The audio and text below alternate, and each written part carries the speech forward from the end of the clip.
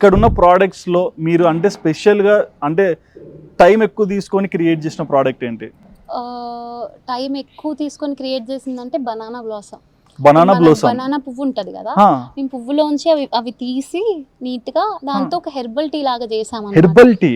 ఇప్పుడు మనకి చాలా మందికి హార్మోనల్ చేంజెస్ వస్తున్నాయి కదా ఉమెన్ కి స్పెషల్లీ. హ్మ్. హ్మ్. సో అందులో మంచిగా మినరల్స్ ఉంటాయి బనానాలో, అందుకే తింటాం కదా కూర. ఎప్పుడైనా ఫెర్టిలిటీ ఇష్యూస్ వచ్చినప్పుడు కూడా బనానా పువ్వు అని తినండి అని చెప్తూ ఆ! ఉంటారు కదా. సో మేము దాంతో టీ లాగా చేసామన్నమాట. So okay. దాన్ని వేడి నీళ్ళలో చేసేసుకొని లెమన్ పిండుకొని అలా తాగొచ్చు. చాలా రిఫ్రెషింగ్ గా ఉంటుంది, మూడ్ కూడా ఎన్హాన్స్ చేస్తుంది అది. ఓకే. సో ఐ థింక్ అది నాకు చాలా టైం పట్టింది చేయడానికి, కూడా మంచిగా అనిపించింది చేసాం. ఓకే.